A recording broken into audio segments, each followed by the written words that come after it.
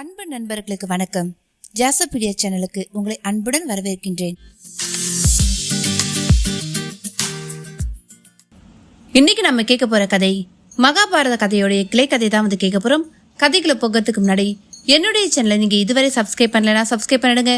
அப்படியே மறக்காம பக்கத்துல இருக்க அந்த பெல் ஐகானையும் பிரஸ் பண்ணுங்க. சரி, வாங்க நாம கதைக்குள்ள போகலாம். Master mind of Mahabharata. Shakuni. இன்றும் தந்திரமாக மறைந்திருந்து கோழையை போல தாக்கும் நபர்களை உடனிருந்து துரோகம் செய்வோரே, என்ன சகுனி வேலை பார்த்துட்டு இருக்கியா என கோபத்துடன் நாம் கேட்பதுண்டு. சகுனி பாரதத்தின் மிக முக்கிய அங்கம். ஒருவேளை சகுனி இல்லையில் குருஷேத்திரமே இருந்திருக்காது. பாண்டவர்கள் சூது விளையாடி இருக்க மாட்டார்கள். துரியோதனன் நெஞ்சில் கடும் நஞ்சு விதைக்கப்பட்டிருக்காது. பாண்டவர்களுடைய ஆட்சியே தொடர்ந்திருக்கும் அல்லவா? Shakuni master mind of Mahabharata என்றாலும் வியப்பதற்கு ஒன்றுமில்லை. குருஷேத்திர போர் முடிந்த பின் வியாசர் வழிகாட்டுதலுடன் சித்ரா பௌர்ணமி அன்று தர்மபுத்திரருக்கு முறைப்படி யாக தீட்சை கொடுக்க அஸ்வமேத யாகம் நடத்த முடிவு செய்யப்பட்டது. யாகம் நடைபெற்றுக் கொண்டிருந்த அரண்மனைக்குள் நுழைந்த கிருஷ்ணரை தர்மர் வரவேற்க மற்றவர்கள் தலைவணங்கினர். உள் நுழைந்த கிருஷ்ணர், யாகம் தொடங்கலாமே, சொர்க்கத்தை அடைய அவரவர்க்குரிய பாகத்தை வைத்தாயிற்று அல்லவா என கேட்டார்.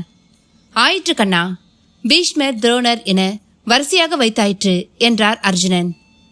யாகத்தின் முதல் வேண்டுதல் யாருக்கு என கிருஷ்ணர் கேட்க, இதென்ன கேள்வி, குலத்தின் மூத்தோர் பீஷ்மருக்குத்தான் என்றார் தர்மன். வீரமரணம் அடைந்தவர்களுக்காக நடத்தும் யாகத்தில் முதல் பாகம் சகுனியின் பெயரில் அளவா இருக்க வேண்டும் என்று கிருஷ்ணர் சொன்னதும் அனைவரும் அதிர்ந்தனர். என்னாயிற்று கண்ணா உனக்கு? முதல் பாகம் என்பது மிக பெரும் மரியாதை அன்றோ? அதை பாவி சகுனிக்கா கொடுப்பது என்றான் பீமன் கோபக்கனலாய். ஆம், அதற்கு தகுதியானவன் சகுனி ஒருவனே என்றார் கிருஷ்ணர் மாய குறுநகையுடன். பீஷ்மரை விட சகுனி சிறந்தவனா? நய வஞ்சகத்தின் மறு உருவிற்கு மரியாதையா என வெகுண்டான் அர்ஜுனன். அர்ஜுனா, போர்க்களத்தில் எதிரியுடன் நேருக்கு நேர் நின்று மோதி உயிர் துரத்தலா வீரமரணம்? தான் கொண்ட கொள்கைக்காக எத்தகைய தியாகங்களையும் புரிந்து எத்தனை தடை வரினும் அதனை தகர்த்து தன் லட்சியம் நிறைவேறிய பின் கடமை முடிந்ததென தன் உயிர் துறப்பதுதான் வீரமரணம். இதில் பீஷ்மரை விட உயர்ந்தவன் சகுனியே என்றார் கிருஷ்ணர். பீஷ்மரின் லட்சியம் நிறைவேறாமல் இருந்திருக்கலாம். போரில் பாண்டவர் தோற்கவில்லை, ஆனால் எங்களை அழித்துவிட வேண்டும் என்ற சகுனியின் லட்சியமும் வெல்லவில்லையே கேட்டான் தர்மன். போரில் உடன் பிறந்தவர், உற்றார் உறவினர், பெற்ற பிள்ளைகள் என அனைவரையும் இழந்து நிற்கும் நீங்கள் ஐவரும் எல்லாம் இருந்தும் எதுவும் இல்லாதவர்கள் தானே, நடைப்பிடமாய் வாழ்பவர்கள். என் இருப்பு ஒன்றே உங்களை இங்கு இருக்க வைத்தது. உங்கள் வாரிசுகளை அழித்த பின்னும் சகுனியின் ஆசை நிறைவேறவில்லை என்றா சொல்கிறீர்கள்? கேட்ட கிருஷ்ணரின் கேள்வி கணைகளில் இருந்த உண்மையை ஏற்க முடியாமல் தலைகுனிந்தனர் பாண்டவர்கள். அப்படியாயின் சகுனியின் லட்சியம் எங்களை அழிப்பதை விட துரியோதனனுக்கு வெற்றியை தேடித் தருவதில் தானே இருந்தது. அதுவும் நிறைவேறவில்லையே. கௌரவர்கள் அனைவரும் அழிக்கப்பட்டனரே என அர்ஜுனன் கேட்க மீண்டும் மாய புனகை உதித்தார் கிருஷ்ணர். அர்ஜுனா, எதை நினைத்து தன் வாழ்வை சகுனி ஆரம்பித்தானோ அதை முடித்தே சென்றான். ஒரு புறம் 100 எதிரிகள், இன்னொரு புறம் 5 எதிரிகள். உங்கள் ஐவரை அழிப்பதாக கூறியே பல செயல்கள் மூலம் தனது 100 எதிரிகளை உங்கள் மூலமே அழித்து உங்களையும் நடைப்பிடமாக்கியவன் அவன் என்றார் கிருஷ்ணர். என்ன, கௌரவர்களை அழிப்பதே சகுனியின் லட்சியமா? ஏன் கண்ணா, ஏன்? அதுவரை மௌனமாக இருந்த திருதராஷ்டிரன் கேட்டார்.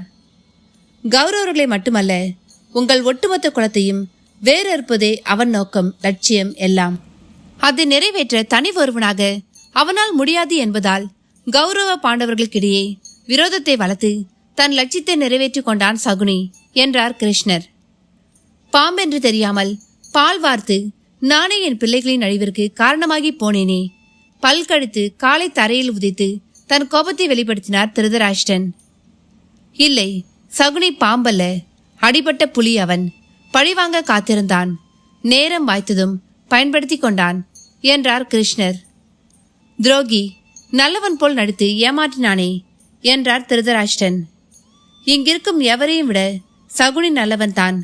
உங்கள் பிள்ளை துரியோதனனை கொன்றதற்காக பீமனை கொல்ல நினைத்த நீங்கள் நல்லவர் என்றால், அபிமன்யுவை கொன்ற ஜெயத்ரதனை கொன்று பழிவாங்கிய அர்ஜுனன் நல்லவன் என்றாள்.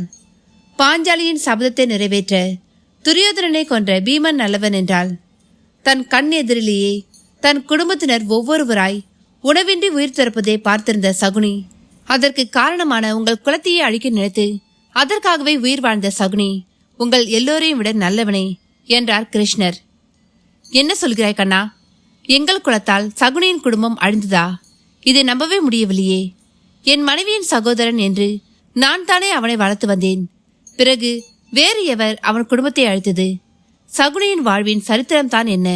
சொல் கண்ணா, கதறி கேட்டான் திருதராஷ்டிரன். அது எனக்கும் பீஷ்மருக்கும் மட்டுமே தெரிந்த ரகசியம். அது இருக்கட்டும். நான் கூறியது போல் சகுனிக்கு முதல் பாகம் தர முடியுமா முடியாதா கேட்டார் கிருஷ்ணர். கோபப்படாதே கண்ணா.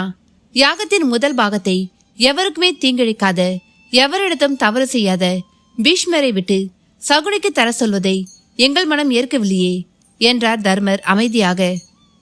தர்மா, வீரனாக, நல்லவனாக, ஒழுக்கமானவனாக இருந்த சகுனியை இந்த நிலைக்கு ஆளாக்கியதே பீஷ்மர் தான் என்று அறிவாயா?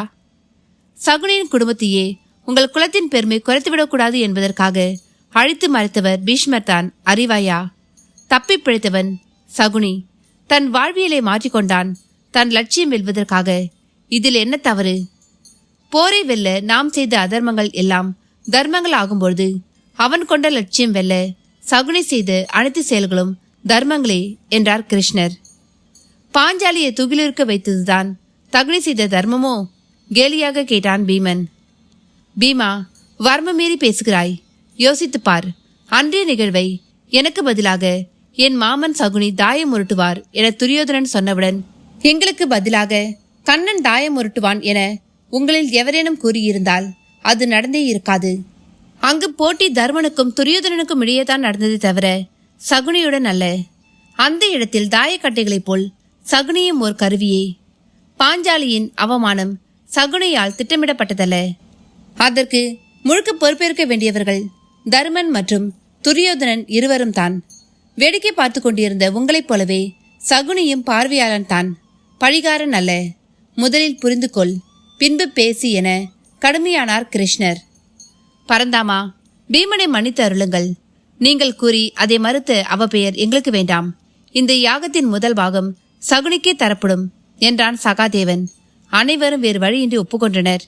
சகுனிக்கு முதல் பாகம் கொடுக்கப்பட்டு யாகமும் நன்றாக நிறைவேறியது. ஒருமுறை துரியோதனன் பலராமனுக்கு அளித்த மாய கண்ணாடியில் ஒவ்வொருவரும் பார்த்தபொழுது அவரவருக்கு பிரியமானவர்கள் காட்சி தர கிருஷ்ணர் பார்க்கும்பொழுது சகுனியே தெரிந்தார். ஏன் கிருஷ்ணருக்கு சகுனி என்றால் இவ்வளோ பிரியம்? திருதராஷ்டிரன் கேட்டது போல் சகுனியின் வரலாறு தான் என்ன? கண்ணனுக்கும் பீஷ்மருக்கும் மட்டும் தெரிந்த ரகசியம்தான் என்ன?